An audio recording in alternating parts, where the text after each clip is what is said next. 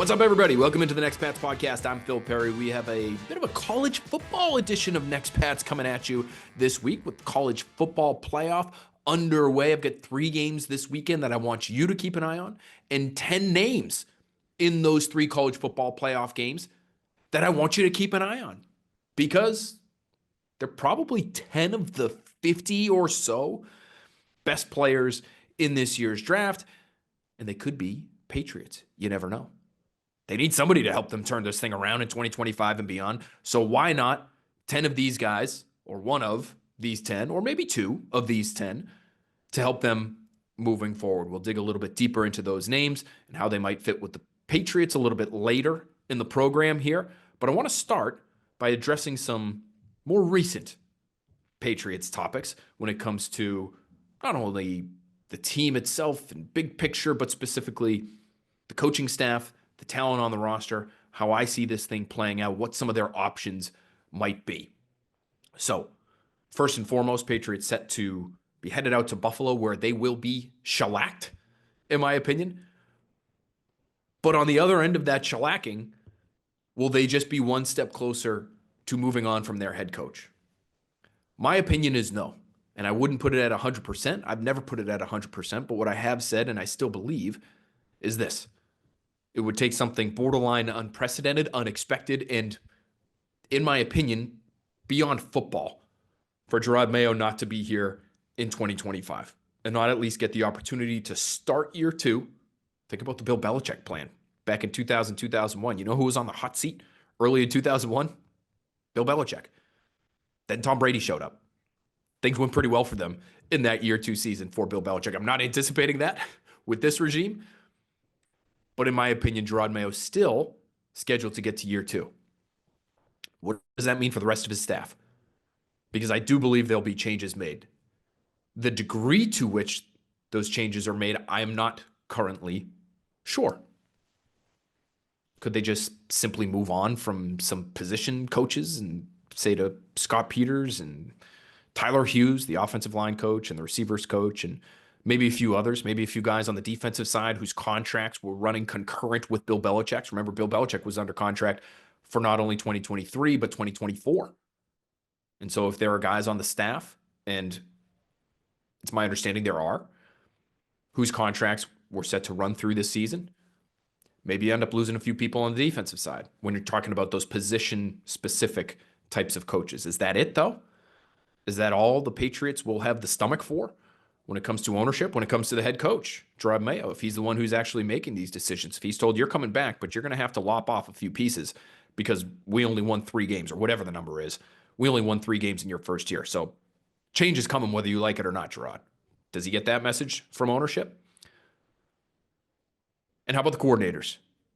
I think that's where the focus is and rightfully should be, quite frankly, at this point in time, given where both of those units rank. And this is with the understanding that this is arguably the least talented roster in football. And I can just tell you, after a handful of conversations this week following that Cardinals game, because it was such an underwhelming performance in Phoenix, not only at the podium, which is a lot of what we focused on here at NBC Sports Boston in the days since. And again, I think we've been justified in talking about that stuff, messaging, how things are communicated within the organization, the job Drake Maye is doing. If he has these moments at the podium where he has to walk things back, how are things going in those football debriefs, quote unquote, or in his daily conversations with ownership? You know, one of the primary jobs, people in the league will tell you, one of the primary jobs of a head coach or a general manager is to be able to explain to ownership what the hell is going on out there. Whether it's in game, whether it's in the offseason, if you're a general manager and you're in control of the front office, what is happening, break it down in layman's terms. So these owners who clearly have a ton of football experience, a lot of them in the craft specifically, but break it down so that it can be understood and provide your reasoning in such a way that it makes sense to them, so that they are well informed and so that they understand the process. Whether or not they agree with it, that's a different story.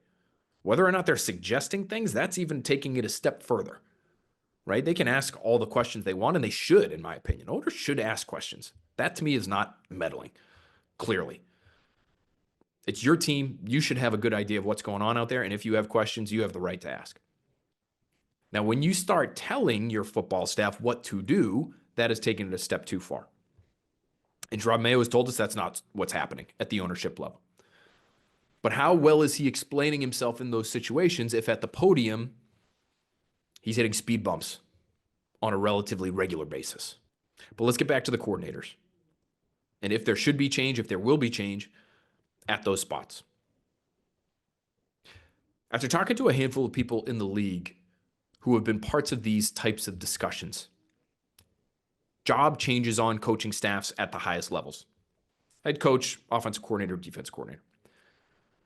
The one thing that's been suggested to me by multiple folks when it concerns Alex Van Pelt in particular is if they decide to move on from Alex Van Pelt and they keep Drake Maye, this is not going to be a desirable job for coveted offensive coordinators. Now, you may think that's crazy.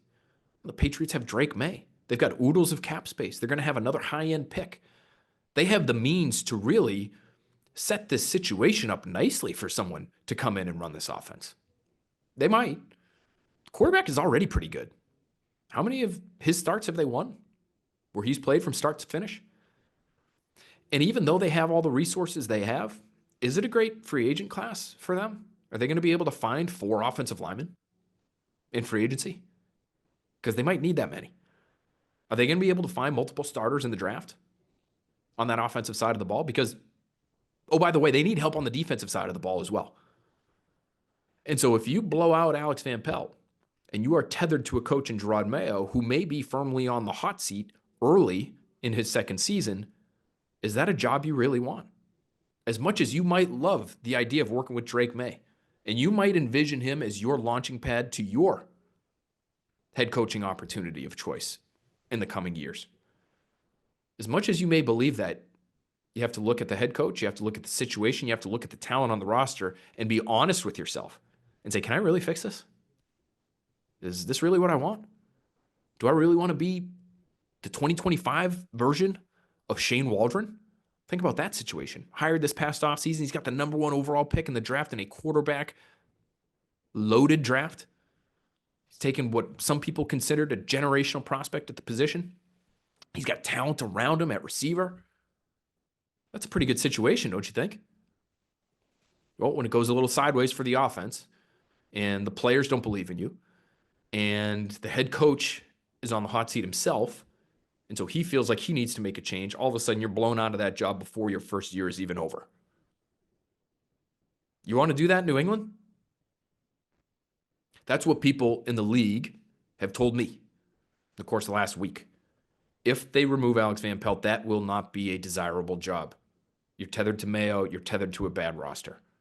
Who are you really going to get? I know it's been suggested, maybe Josh McDaniels. I don't see that. Josh McDaniels is a Bill Belichick guy.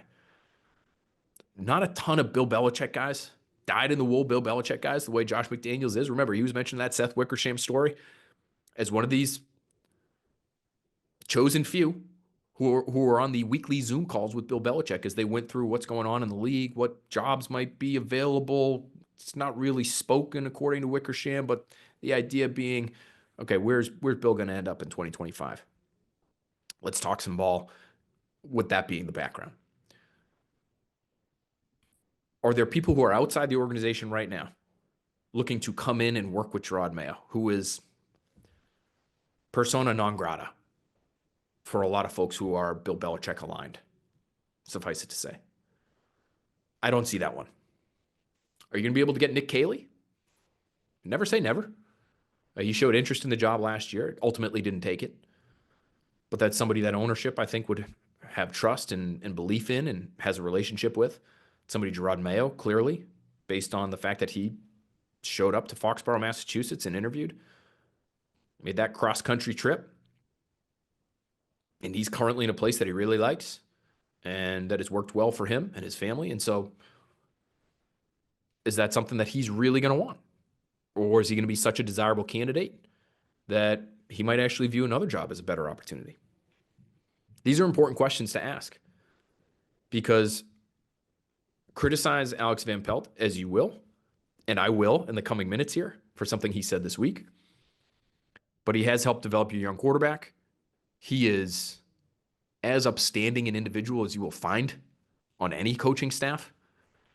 And that's not just my opinion, although I think he's a tremendously likable person. That's the opinion of people in the building, in the league, who've worked with him in the past. He's got a sterling reputation when it comes to his personality and the ease with which you can work with him. And so that means Alex Van Pelt's really bringing value to the table. And do you really want to move on from that? Is the grass necessarily greener? It may be. There may be somebody out there who's better schematically that would want to take this job. Is it Josh McDaniels? Is it Brian Daboll if he gets blown out of New York? Again, you want to be tethered to this head coach if the head coach doesn't go, and to this roster. I'm not so sure.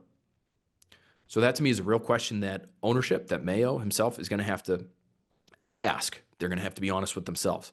And they're going to have a plan if, in fact, they do move on from Alex Van Pelt. Because if you're back to swiping right on whichever one of 10 or so candidates answer your call, and you get number 10 out of 10, and you don't get that guy that you want, well, have you just shaken things up on your young quarterback just for the sake of shaking them up? Did you really improve the situation? Now, defensively, just as a quick blow-by here, I think given the way they've performed, you have to talk about DeMarcus Covington and whether or not his job is safe as well. Here's what I would say. Again, speaking to people specifically now, this is a conversation with someone in the Cardinals organization. And this gets to the strength of the roster or lack thereof. We talk all year about how bad the offense is, right? Offensive line, receiver room, among the worst in football. And that's true. And so Alex Van Pelt, again, you want to make the case for him to come back. Not only has he developed the young quarterback, not only is he a sort of a glue guy for any coaching staff that he's been on, but he's had one hand tied behind his back with the personnel on the team. This Cardinal staffer, the way he put it to me was he laid out an argument that the defense is actually currently less talented than the offense. They have one good player on that side of the ball, is what I was told. And that's Christian Gonzalez. Otherwise, while they have names, and he laid out names like Kyle Duggar, Jabril Peppers, Christian Barmore, who has since been deactivated for the year due to recurring symptoms for his blood clots. But those players may be available and they may be out there, is what this Cardinals person told me. But they're not themselves. They're not good right now. And I don't know how you really argue the other side of that. Kyle Duggar's been banged up and not himself and not effective. Jabril Peppers obviously missed a bunch of time, and since he's come back has not been himself and not been effective. Christian Barmore, not himself. He basically just finished his preseason, 4 games, and now again, he's out. It was also pointed out to me by the Cardinals, this Cardinals staffer, that if you can get through a game without really pressuring our quarterback, which they really didn't. I don't believe they recorded a single hit on Kyler Murray. Your pass rush is non-existent because the Cardinals have been one of the worst pass protecting units in football all season. And so it speaks to that larger umbrella point of they have no one on that side of the ball. Now, will that be enough to save DeMarcus Covington's job? Maybe not. Will his relationship with Gerard Mayo, that was Gerard Mayo's handpicked guy to be his defensive coordinator, will that save his job? Maybe not. Ownership may look at it and say, hey, we do have a lot of the same names back from last year. Why are we not as good? And if Mayo's not able to make the argument as to why he believes that's the case, then you could see real shakeup at the top of the ledger, starting with DeMarcus Covington. Now, if they move on, it gets a little complicated again. Is the grass always greener? What kind of defense do you want? Gerard Mayo, I would imagine, wants to stick with a Bill Belichick-influenced type of defense. That's what he knows. All of his NFL experience is within that scheme. And so do you just elevate somebody who's already on the staff? I don't think so. I don't think you're elevating Dante Hightower in his second year in coaching. to be your defensive play caller. I don't think you're elevating either of the defensive backs coaches that you have. Do you bring somebody from the outside? Maybe it's a Pat Graham, who Mayo never worked with as a coach, as a colleague on the coaching staff. By the time Mayo joined Belichick's staff in 2019, Graham had just taken the defensive coordinator job under Brian Flores in Miami. But Mayo was a key player on the Patriots defense, where Patrick Graham was an assistant coach, linebackers coach in 2011. Graham was Mayo's coach in the year that they went to the Super Bowl. It's the only Super Bowl Mayo played in. That would be a name to keep an eye on if Graham ends up losing his job as defensive coordinator for the Vegas Raiders, where he's been since 2022 with Josh McDaniels. Brought aboard there by McDaniels, and he's remained there since. So I guess that would be an option, potentially. But those Belichick-influenced types are few and far between. Brian Flores isn't going from defensive coordinator in Minnesota, to defensive coordinator in New England. That doesn't make any sense. You want to bring Josh Boyer back? I guess he was last seen in Miami as well. Defense coordinator there from 2020 to 2022. So he was elevated into that role after Graham. And so he has defensive play calling experience for sure. He knows the scheme for sure. So maybe that would be an option too. He would know Mayo as well, as from his time as a assistant under Belichick and Mayo's as a player. But those options that know that defense and know that scheme the way Mayo, I would imagine, would want it, again, are few and far between. So gets a little bit complicated there. And so that is my overarching point, is if you're going to make those moves at the top of the staff, and they very well could, and you could certainly make a reasonable argument as to why they should, who are you moving on to? Because if you're keeping Mayo, and this is viewed as a staff that is going to be collectively on the hot seat going into year 2 of this regime, if the results don't get better and fast, is your job then in peril? And if you're a coveted person in this league on either side of the ball, is that a job you really want? And the Patriots have to ask themselves, okay, are we truly upgrading? Or do we give all 3 of these top coaches on our roster right now, Mayo, Covington, Van Pelt, the opportunity to save their own jobs with a more talented roster and more time? Because those are the options to me that I think are most realistic and that have been suggested to me by people in the league. Will make sense to them. Again, these are people that have been involved in these sorts of discussions and these sorts of transitions in the past. What makes sense to them is one of 2 options. Either you blow everybody out and you go the Mike Vrabel route and try to bring in Josh McDaniels to be offensive coordinator, you bring in a new defensive coordinator that Vrabel would want, et cetera, et cetera, et cetera. Maybe even have to blow out the front office in that situation as well and just start fresh. Boy, that's expensive. That is just to acknowledge the human element of this. That is a mistake that I'm not sure Robert Kraft is going to be willing to acknowledge so quickly when he is so heavily invested in Mayo. And the language at the time of Mayo's hire was so strong, where that gut instinct that he trusts so much was the same gut instinct that he used when choosing his wives. And he felt a similar pull for Mayo to lead this coaching staff. To move on from that less than a full year later would be eye-opening and expensive. And I'm not sure they're going to want to do it. I actually feel pretty strongly as we sit here today on December 20th that they won't do it. Blow everybody out. So you could do that, though. That would be option 1. Option 2 would be tweak the position coaches, keep the top 3 guys on the staff, and see if it looks any better in 2025. And then if it doesn't, and it doesn't in relatively short order, then again, you're setting yourself up for sweeping change then. And you're not just trying to piecemeal it and making these half measures. Well, if we take the offense coordinator out here and we fit in a different one there, and we, maybe we give the defense coordinator a second year, but if it doesn't go well, maybe we'll swap him out for somebody else in the middle year too. Half measures, Band-Aids, whatever you want to call them. That's what folks in the league have described to me as the 2 options, though. And you may be leaning heavily toward one, which would be move on from everybody. I get it. I do. And I've heard people on the radio argue the same thing, and I understand it. Is ownership going to want to do that? As we sit here today, I would say no. Now, before we get to our 10 players, and we're going to start cooking through the rest of this podcast, I promise you. Hopefully you're listening to this on 1.5 speed. This is just an aside, but that's how I like to listen to my podcast. And not my own podcast, but the podcast that I listen to. And I'm going to say it now. I'm going to guess. It just makes me sound like slightly more intelligent if you speed this thing up. Because I'm one of these people, it takes a little time. It almost sounds like English isn't my first language. And that's not true. It is. So I should be much more on top of my ability to speak and produce the right word at the right time. But it's not always there. Just being honest. So let's speed this thing up together. Let's stop wasting everybody's time.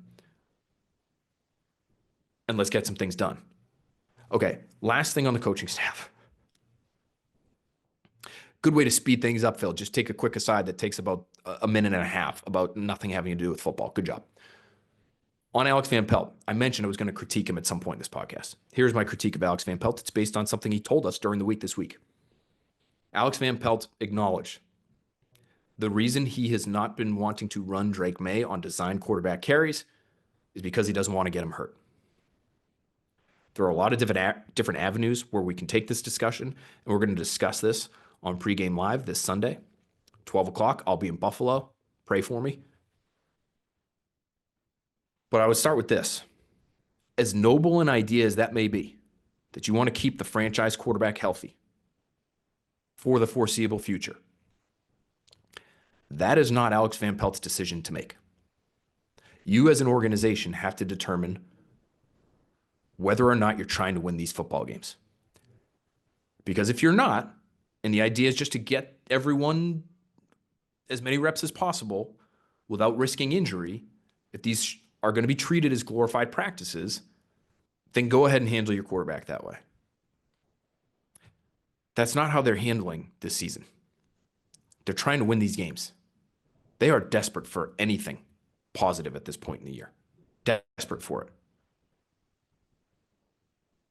Not only as players, but as coaches. Jobs are on the line across the board. If that's how you feel, you have to do everything you can to put your best foot forward with these 3 remaining games. It doesn't mean you're going to win them, but you better damn sure do everything possible to try. And if you're not, maybe that's the most fireable offense of all, is that you're handling this season like it doesn't matter. And I think you're starting to get into that territory when you're starting to say to yourself, we're actually not going to use our best player to his potential because we don't care if we win or lose these games. And I know that's me boiling it down, and that's me simplifying, and that's me maybe going to one extreme when it comes to the message that Alex Van Pelt shared this weekend. But that, to me, is sort of at the core of what he's saying. Hey, we've only won 3 games. We're not competing for a playoff spot. If we were, I would treat it differently, and I would run Drake Maye. He acknowledged that. And that's just not right, in my opinion. Winning should matter to you. The results should matter to you. They should matter to the players on the field. It's not all that dissimilar from the conversation we had midseason when it came to playing Drake Maye. Do you care about this season or not? Because you're not getting good quarterback play right now. And there are a lot of reasons to believe that you might get better quarterback play if you put a better athlete out there who might be able to mitigate some of your weaknesses on the offensive line, who might be able to help your running game, who might be able to move the chains in passing situations simply because of his own ability to scramble. These are all things the offense could have used midseason. And ultimately, the Patriots got Drake Maye out there earlier than they thought they would and really wanted to. But it worked. It improved things. And that mattered to them not only because they wanted to get Drake Maye experience, but because they wanted the team to experience some success.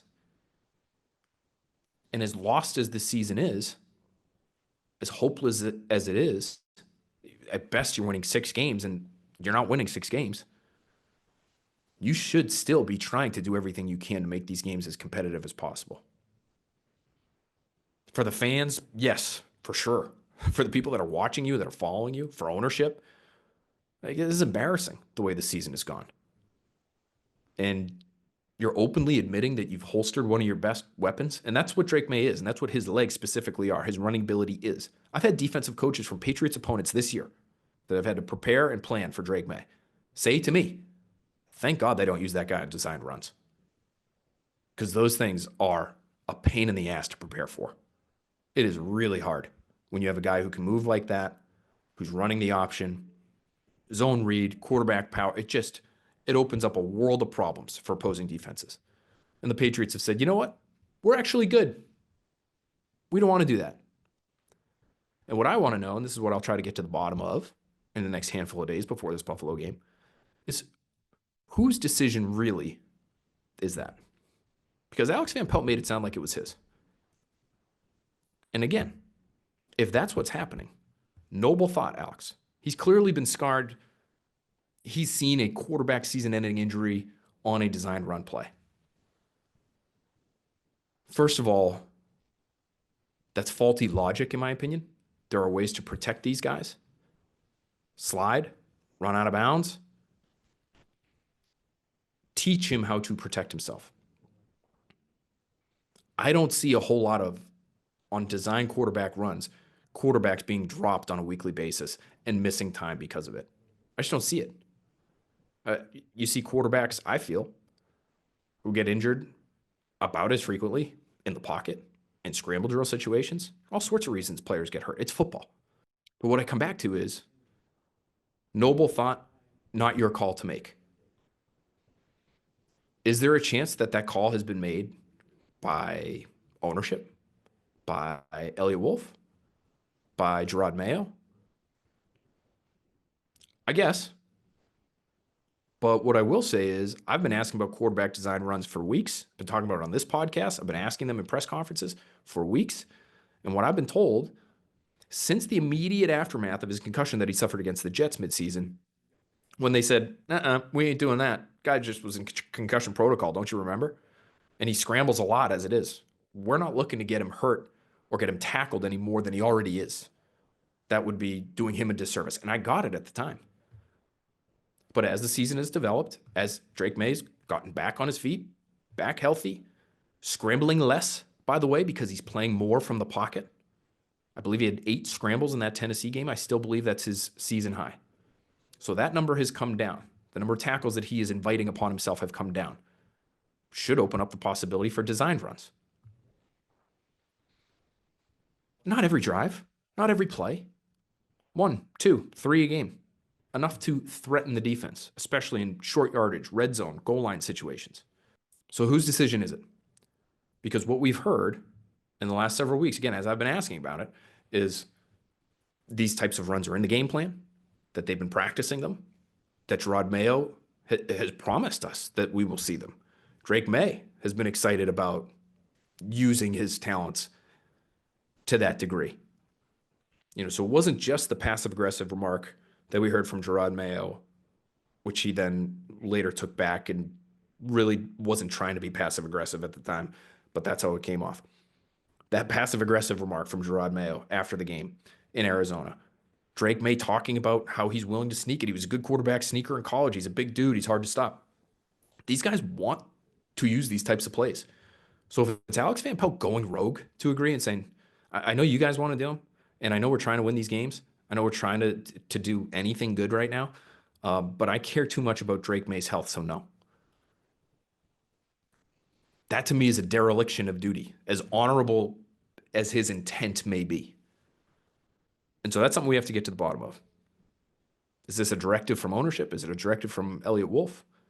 Is it a directive from Drake Maye? Is his public commentary different from what he's saying behind the scenes to Alex Van Pelt?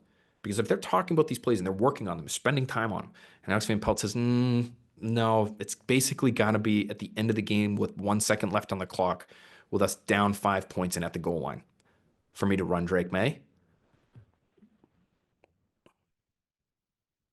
That would be a mind-boggling approach to me. And if ownership feels the same way, or Mayo feels the same way, that might ultimately be one of the reasons that Alex Van Pelt loses his job in trying to protect Drake Maye is that he just simply was not willing to maximize their best players' capabilities. All right, let's get into the college football stuff now, shall we? 3 games on Saturday. SMU, Penn State, 12 o'clock.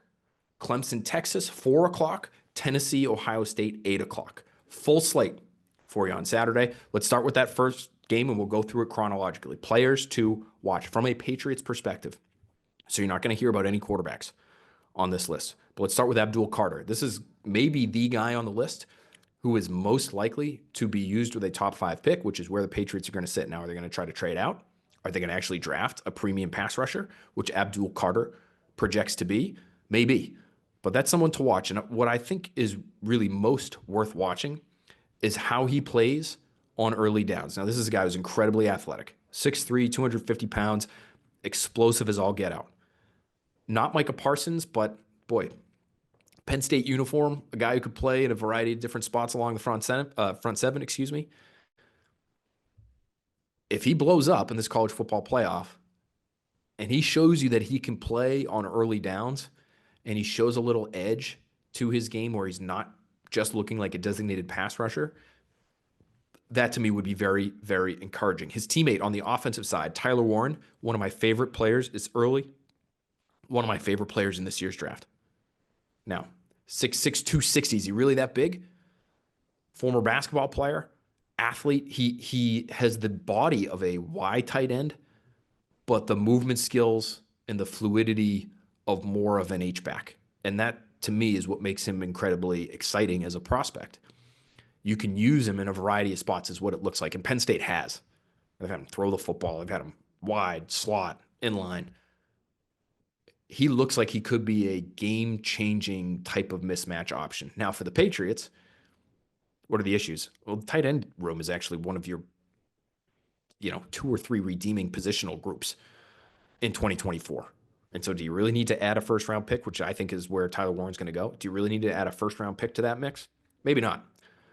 But if you're looking for 12 personnel packages to really be at the center of what you do offensively moving forward for a long time, you've got Hunter Henry under contract. Austin Hooper is not. Maybe he'll be back, but he's not under contract as we speak for 2025. Tyler Warren, to me, would be one of these guys that you're looking to, if you're trading down, target in maybe the middle to lower third of the first round. Again, it's early. Who knows where these guys ultimately end up going? But I think he's that good. And so it would be a really intriguing piece to add to this offense for Drake Maye, where we know already some of his best work is over the middle of the field. All right, let's go to Clemson, Texas. Again, Patriots prospects to keep an eye on. 2 Texas tackles. Kelvin Banks, maybe the player who should be, and I'm not ranking these guys. Again, we're going chronologically through Saturday, but if I were to rank them and their likelihood to end up in New England, Kelvin Banks is probably at the top of the list. One of the best tackle prospects in this year's draft class, right there with Will Campbell. Is he worthy of a top 5 pick? That I don't know. Our guy, Dane Brugler at The Athletic, is a little more lukewarm on him than others. I know there are some who wonder if he's really a guard, 6'4", 320 pounds, but really good athlete, starter as a true freshman, unanimous All-American this year.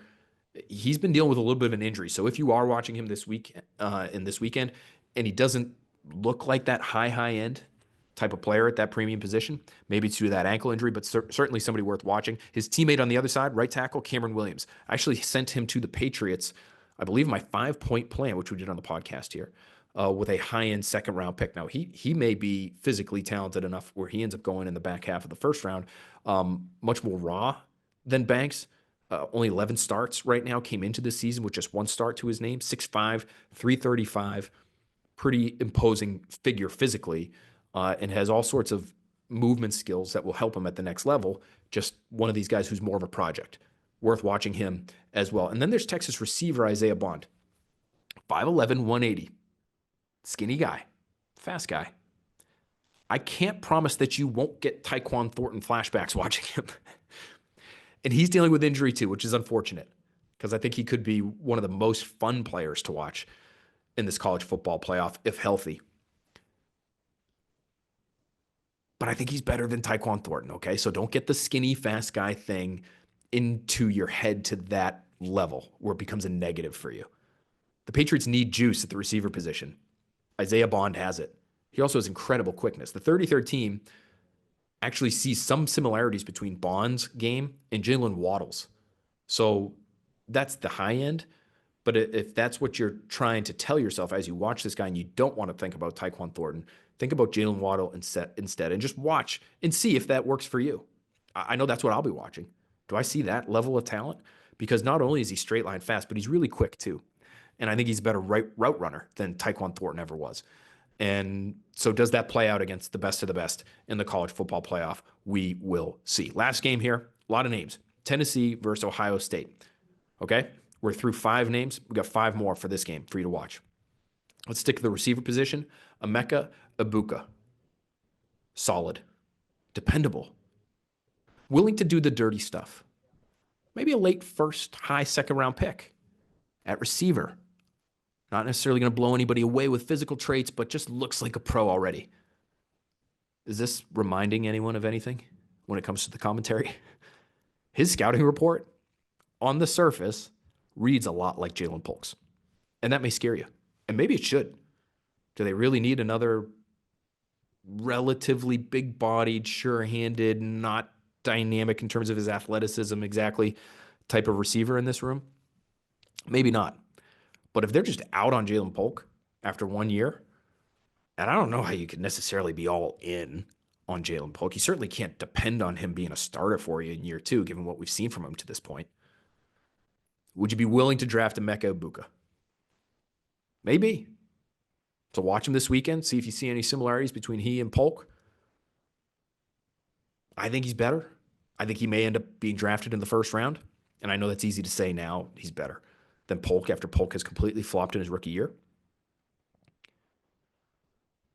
But I do think it's worth pointing out some of the similarities. If you draft him, you're not drafting a number 1 in the same way you weren't drafting a number 1 when they drafted Jalen Polk. And yet, a number 1 is really what they need. Okay, let's stick with Ohio State. 2 edge defenders here. JT Tuimoloau and Jack Sawyer. Both burly dudes, okay? In Tuimoloau, you have 6'4", 270 pounds. In Sawyer, you have 6'5", 260 pounds. Edge setters, speed to power guys, bull rushers, smart, savvy players. You're not talking Abdul Carter when you're talking about physical traits, and you're not talking about another edge defender who I'm about to mention for Tennessee.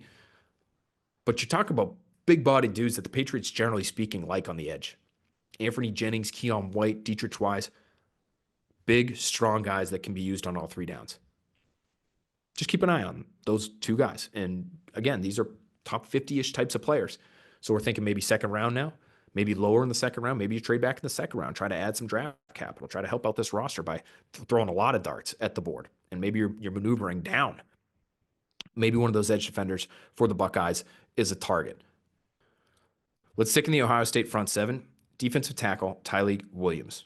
Now, this is the closest thing to a true Patriots interior defensive lineman that's playing this weekend. 6'2", 322 pounds, immovable force at the line of scrimmage.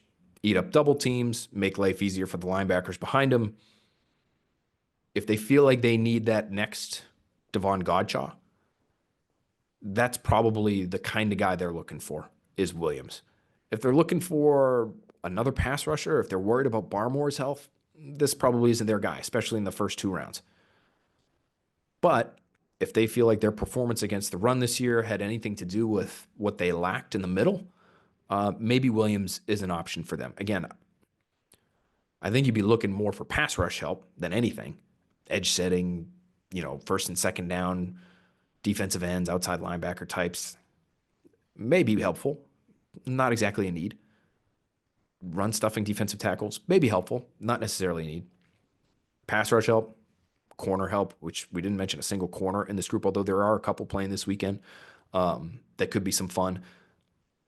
Pass rush help, pass rush help, pass rush help when we're talking about the defensive side of the ball. Obviously, offensive line, we mentioned the Texas guys, and receivers, we mentioned Bond and Egbuka. Last name I want to mention here, though, because it is a premium position and it's a position of need. It's a role of need.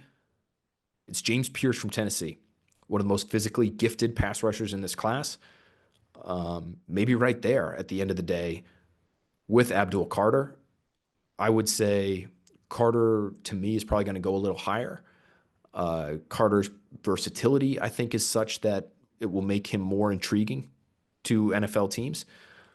And his size is a little bit better when it comes to just his weight and his ability to hold up as a pro.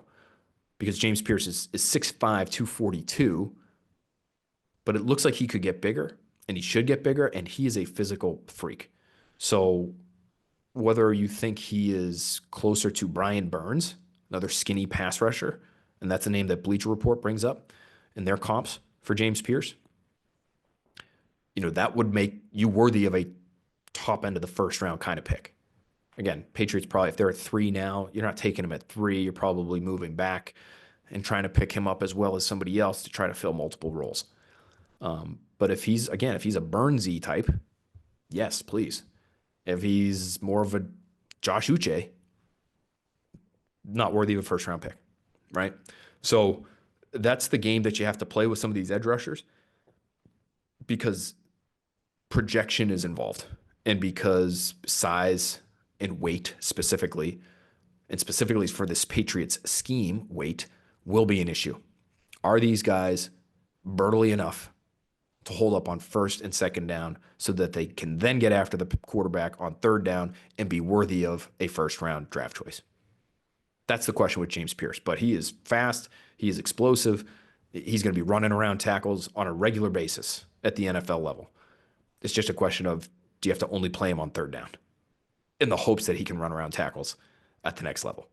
All right, so there are your 10 names to watch in the college football playoff this weekend. There are your thoughts on the Patriots coaching staff: Drake Maye, Alex Van Pelt, DeMarcus Covington, what I've been hearing from people in the league when it comes to a potential coaching search, what I've been hearing around the league when it comes to their talent on both sides of the ball. It ain't good. Lots there. So please, please, please, if you're watching on YouTube, thank you. We love our YouTube family. Leave some comments, leave questions in the comments. I love to mix it up in there. I'll be doing that even though the holidays are coming up. Same deal on Apple Podcasts. Leave us a comment there. Leave us a rating. We truly, truly, truly would appreciate it. Again, if you're watching us, hit that thumbs up button. Hit that subscribe button if you haven't already. We appreciate you. We love you for it. Have a great weekend. Happy holidays. Merry Christmas. Truly, truly, truly so appreciative of everybody that is consuming our podcast wherever you're doing it, because you keep this thing going. We'll talk to you next time on the next edition of Next Pats.